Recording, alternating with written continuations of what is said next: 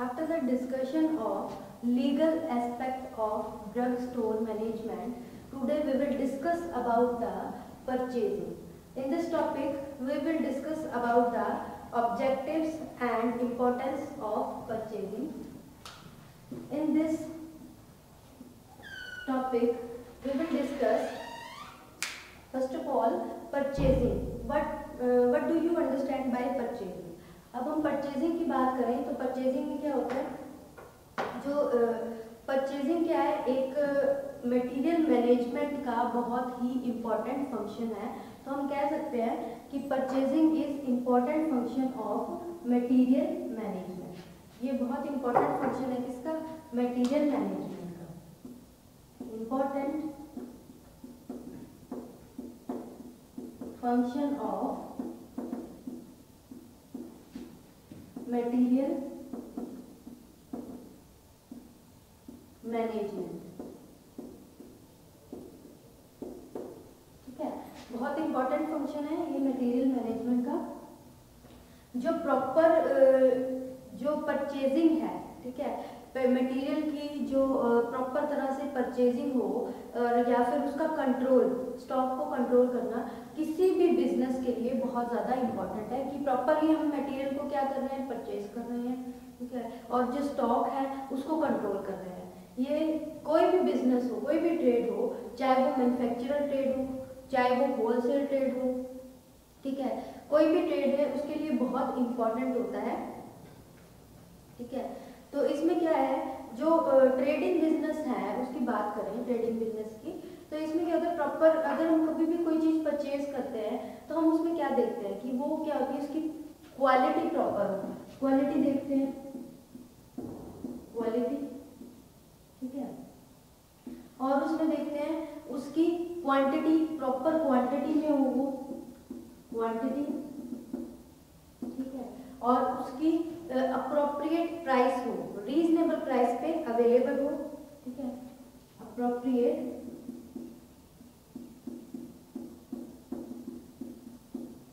Price, ठीक है, और क्या हम देखते हैं इसमें कि वो प्रॉपर टाइम पे अवेलेबल हो, अवेलेबल एट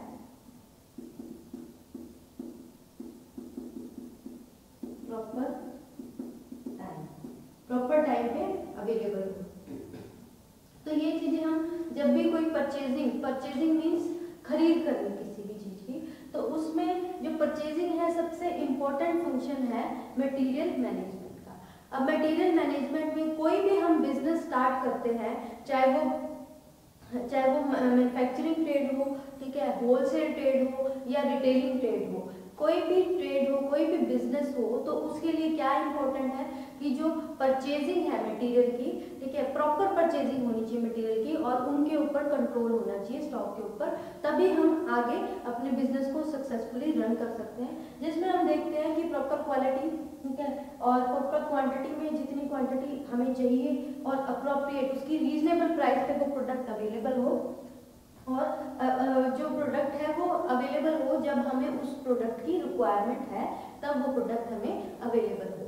अब इसकी बात करते हैं इन द परचेजिंग, हम ऑब्जेक्टिव्स की बात करें, objectives and importance of purchasing, objectives and importance,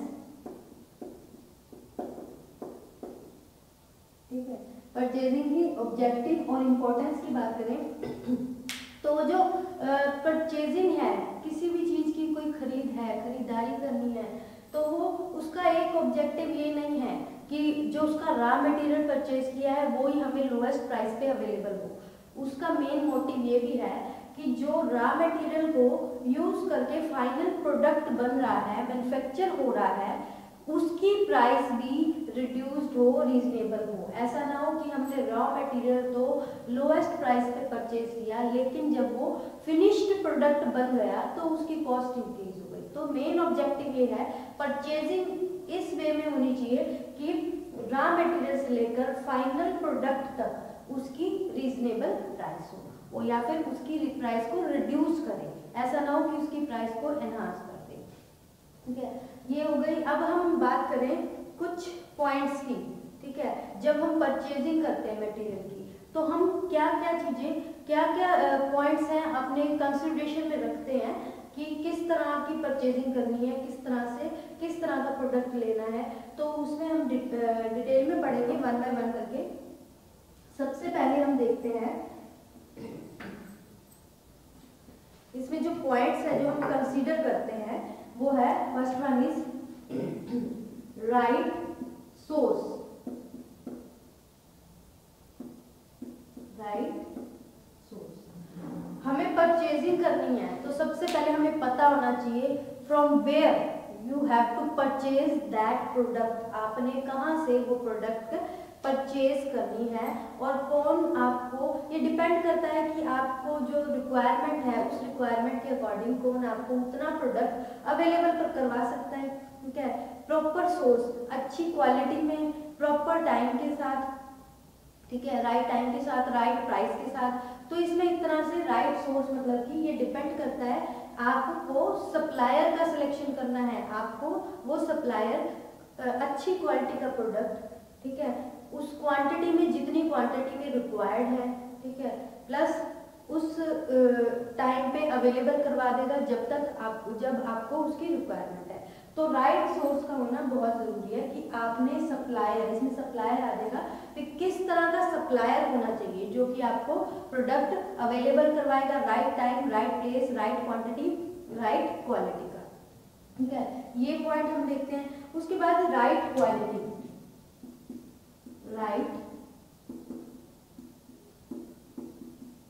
quality. Right quality की बात करें, जब भी हम परचेजिंग करते हैं, किसी भी चीज को परचेज करते हैं, किसी भी चीज को खरीदते हैं, उससे पहले हम उसकी क्वालिटी को डिटरमाइन करते हैं कि किस तरह की क्वालिटी है, डिटर्मिनेशन ऑफ क्वालिटी। उसके बाद उसको वेरीफाई करते हैं कि ये इसकी क्वालिटी अच्छी क्वालिटी का प्रोडक्ट है। हम जनरली वैसे भी मार्केट में जाते हैं शॉपिंग करने के लिए कुछ भी, तो हम उसका मटेरियल चेक करते हैं किस तरह का मटेरियल है, कैसी क्वालिटी है, उसको वेरीफाई करने के बाद हम फिर उसको परचेज करते हैं।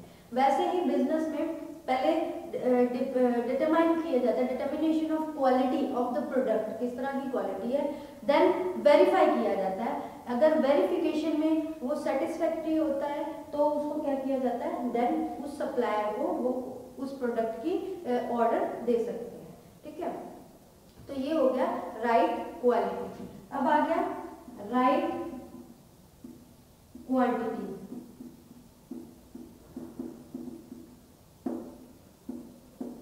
राइट क्वांटिटी, राइट क्वांटिटी की बात करें तो इसमें क्या होता है, जब हमें जो भी परचेज करना है प्रोडक्ट तो उसकी क्वांटिटी भी राइट होनी चाहिए। राइट क्वांटिटी कैसे डिटरमाइन की जाती है, सब चीजें कंसीडर की जाती है। प्राइस स्ट्रक्चर देखा जाता है, भाई किस तरह का प्राइस है। फॉर एग्जांपल, अगर हम परचेज करने गए, कोई वेजिटेबल परचेज करने गए या फिर वेजिटेबल या फिर कोई भी फ्रूट परचेज करने गए, अगर कोई फ्रूट, ठीक है, लोएस्ट प्राइस पे होता है तो हम उसकी क्वांटिटी बढ़ा देते हैं। ठीक है, अगर कोई फ्रूट, हम एप्पल की बात कर ले फॉर एग्जांपल, जनरल सा एग्जांपल ले रही हूँ, एप्पल अगर मान लो वो हमें 40 रुपीज़ के जी मिल रहा है, ठीक है, और एक जगह पे 80 रुपीज़, तो 40 रुपीज़ के जी वाला हम 2 kg ले लेंगे, उसकी अमाउंट बढ़ जाए, उसकी क्वांटिटी हम बढ़ा देंगे।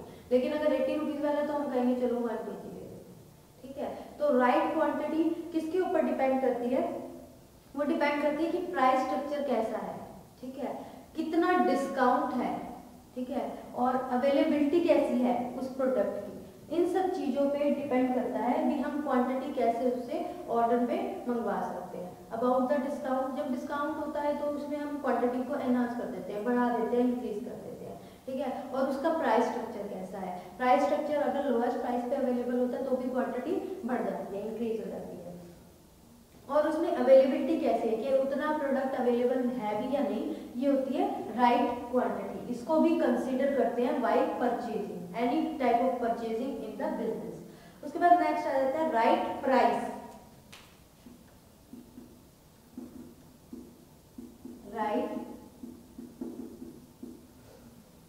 प्राइस, अब हम राइट प्राइस की बात करें तो इसमें क्या होता है, राइट प्राइस में भी कॉस्ट, इसमें कॉस्ट देखी जाती है प्रोडक्ट की।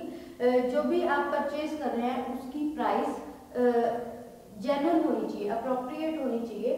ठीक है, अगर हमने देखना है कि किसी भी प्रोडक्ट की जो प्राइस है वो सही है कि नहीं है, तो हम कैसे उसको डिटरमाइन करेंगे? कॉस्ट स्ट्रक्चर ऑफ प्रोडक्ट से हम उसकी राइट प्राइस, सही प्राइस को डिटरमाइन कर सकते हैं।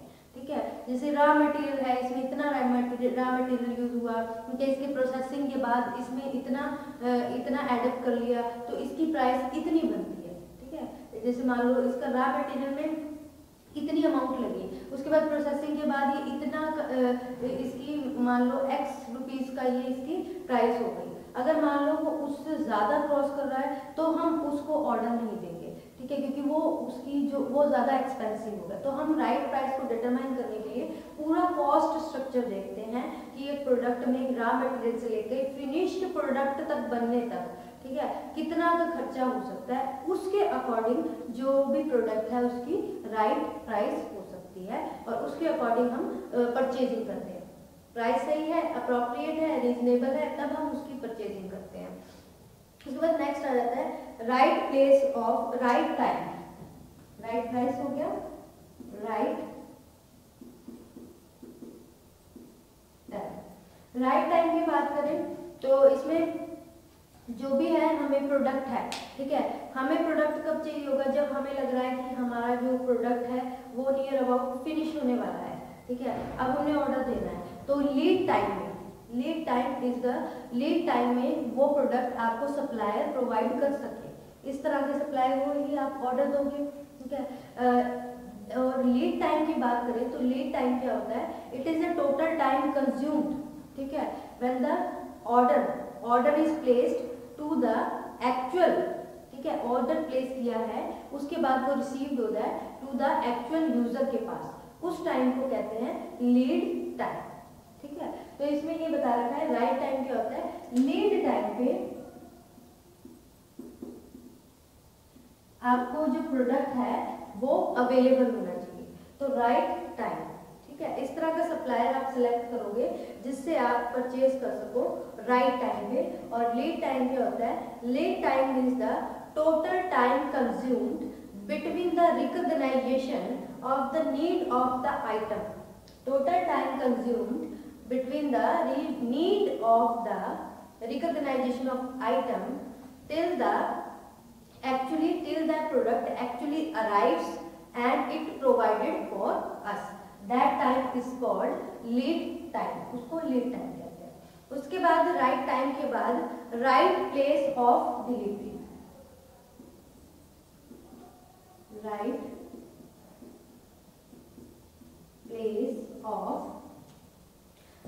place of delivery। ठीक है, अब जो प्रोडक्ट है वो सही जगह पे डिलीवर्ड हो, ये किसके ऊपर डिपेंड करता है? सप्लायर के ऊपर डिपेंड करता है कि वो जो बिजनेस प्रेमिसेस है वहाँ पे बड़ी ही कन्वीनियंट वे से वो उसको प्रोडक्ट को डिलीवर कर सके। ठीक है, जो बिजनेस प्रेमिसेस है वहाँ पे डिलीवर करना, यानी राइट प्लेस पे डिलीवर करना। उसके बाद right mode of transportation. Right mode of transportation.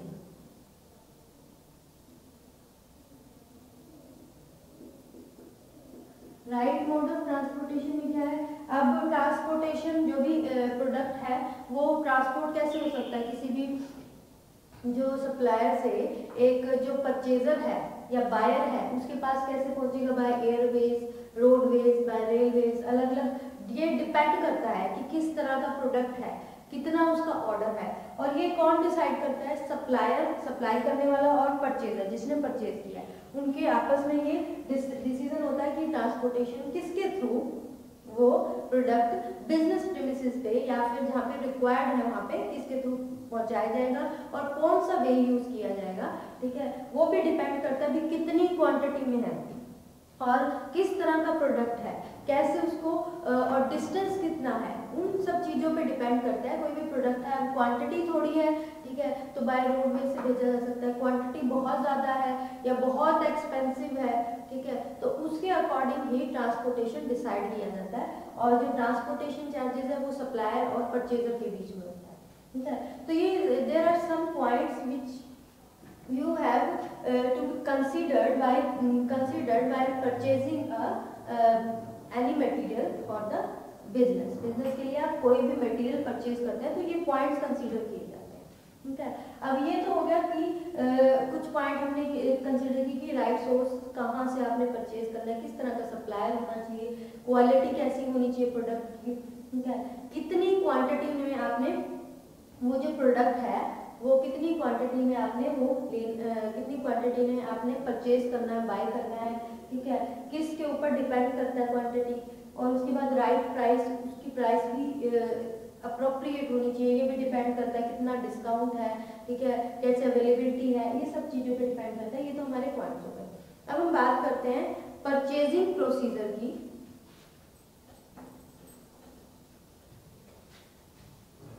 ये तो हमारे पॉइंट्स हो गए, ऑब्जेक्टिव्स हो गए, इंपॉर्टेंस हो गई about purchasing. Now we will discuss about purchasing procedure.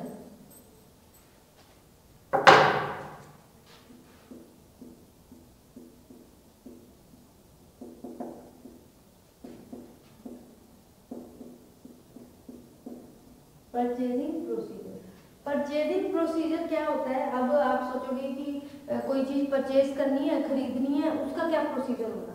आप जनरली मार्केट जाते हो तो आप क्या करते हो, या तो कोई लिस्ट बना के ले जाते हो, उसमें भी ये होता है ना कि हमें ये सामान लाना है, हम लिस्ट बना लेते हैं, ठीक है। उस लिस्ट में सारा सामान लिख लिया, फिर आप जाते हो, आप कहते हैं पहले आप, फिर वो आपको एक जनरल सा आइडिया बना लेते हो कि पहले हम ऐसा करते हैं, वहाँ से ये गारमेंट की शॉप पे चले जाते हैं, फिर उधर से मेडिसिन लेके आनी है, फिर हम मेडिसिन लेते लेते हम अपनी ग्रोसरी प्रोडक्ट ले आएंगे, फिर वहाँ से घर आएंगे और डॉक्टर के पास भी जाना है, वहाँ भी जाएंगे, ठीक है। तो एक आइडिया बना लेते हो आप कि इस वे से हम ये सब करेंगे। तो ये क्या है?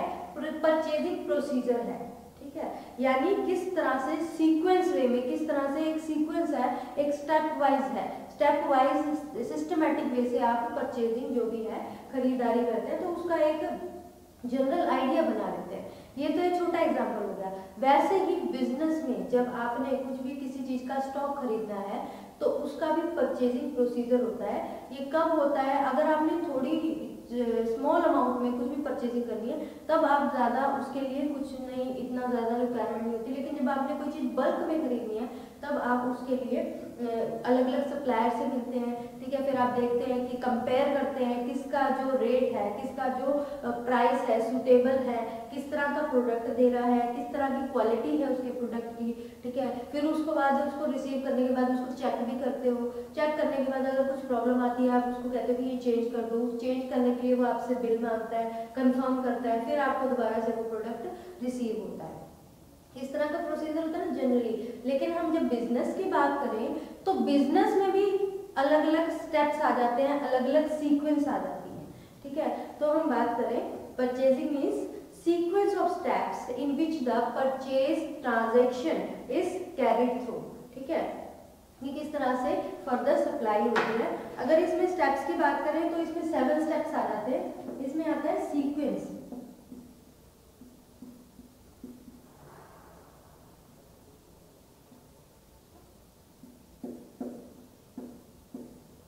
Sequence of steps carried for, जो सीक्वेंस ऑफ स्टेप्स है किसके लिए कैरिड किए जाते हैं? फॉर परचेज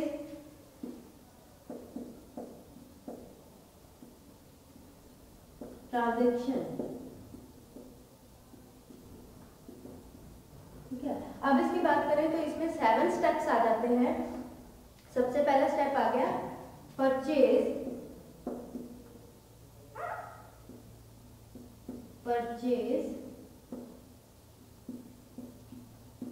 रेक्विसिटेशन, ठीक है। First step is purchase requisition. उसके बाद देन सेकंड इज, फिर क्या होता है?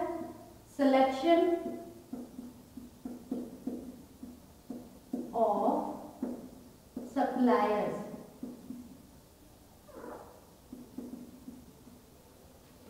ठीक है।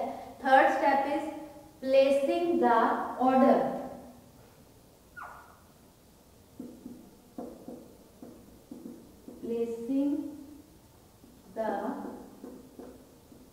ऑर्डर, ठीक है, this is your third step. उसके बाद receiving end checking of material, receiving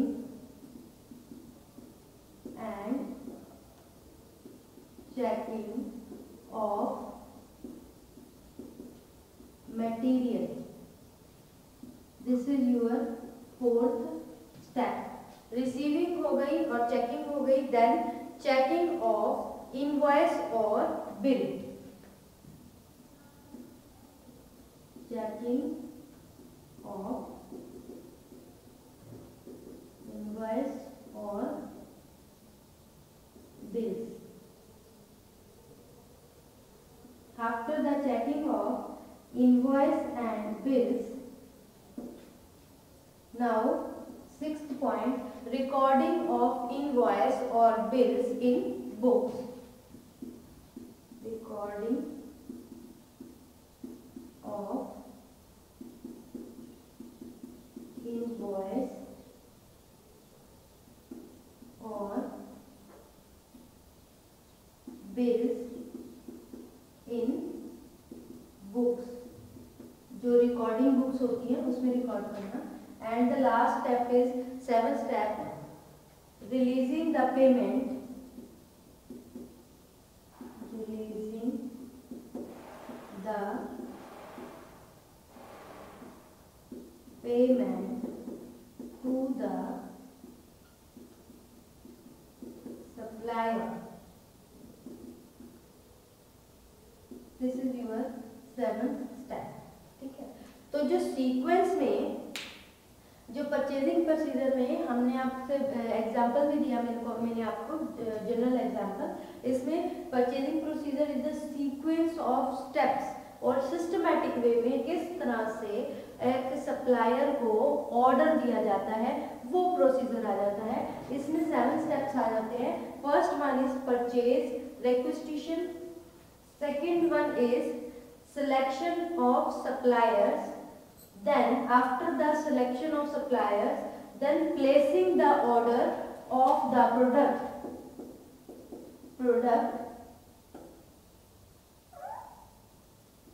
which is required, जो चाहिए product, and then after placing the order of the product, then receiving and checking of the material, receive हो गया और उसके बाद check हुआ मटेरियल को, उसके बाद after checking the material and receiver checking of invoice और बिल्स, उसके बिल्स और इनवॉइस को चेक किया जाता है।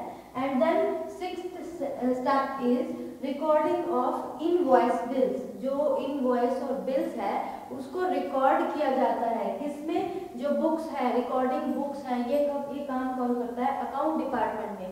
After the recording then 7th step is releasing the payment to the supplier. ये तो जनरल हमने इसका स्ट्रक्चर पढ़ लिया भी। इस तरह से 7 स्टेप्स हैं, उसके अंदर परचेजिंग प्रोसीजर कर सकते हैं जब भी कोई बिजनेस कैरिड आउट करते हैं, चाहे वो मैन्युफैक्चरिंग ट्रेड है, चाहे वो होलसेल ट्रेड है या फिर वो रिटेल ट्रेड है, ठीक है। In the case of any business, हम इसमें ड्रग स्टोर की बात करें, ये ड्रग स्टोर में भी अगर किसी ने परचेजिंग करनी है तो ये 7 स्टेप्स उसको फॉलो करने पड़ते हैं, ठीक है। तो ये हो गया हमारा general schematic diagram, you can say that it is a general schematic diagram for the purchase procedure. अब हम इसको डिटेल में पढ़ेंगे, ये हम नेक्स्ट लेक्चर में करेंगे कि इसका परचेजिंग जो प्रोसीजर होता है, ठीक है, कि डिटेल में किस तरह से परचेज रिक्वेस्टिशन की जाती है, किस तरह से सप्लाई की जाती है, सप्लायर कैसे सिलेक्ट किए जाते हैं, ठीक है, ऑर्डर कैसे उसको दिया जाता है, क्या कोई फॉर्म भरने की जरूरत होती है, ठीक है, कोई लीगल डॉक्यूमेंट भी रिक्वायर होते हैं किस बिजनेस में, क्या हर बिजनेस में लीगल डॉक्यूमेंट की रिक्वायरमेंट होती है, चेक कैसे करते हैं इनवॉइस को, कैसे वेरिफिकेशन की जाती है, ठीक है, प्रोडक्ट की बिल्स को कैसे रिकॉर्ड किया जाता है, कौन रिकॉर्ड करता है, उसके लिए किसकी ड्यूटी होती है, ठीक है। फिर उसके बाद कैसे उसको जो सप्लायर है उसको पेमेंट किस वे से दी जाती है। ये जो स्कीमेटिक डायग्राम है इसको हम डिटेल में पढ़ेंगे नेक्स्ट लेक्चर में। इस लेक्चर में आपका इतना ही, ठीक है। नेक्स्ट लेक्चर में हम ये भी करेंगे और उसके बाद हम करेंगे सिलेक्शन, जो सप्लायर है उसको कैसे सिलेक्ट किया जाता है, ये हम करेंगे नेक्स्ट लेक्चर में, ठीक है। अभी तक आपके इतना ही है, ठीक है। Thank you students.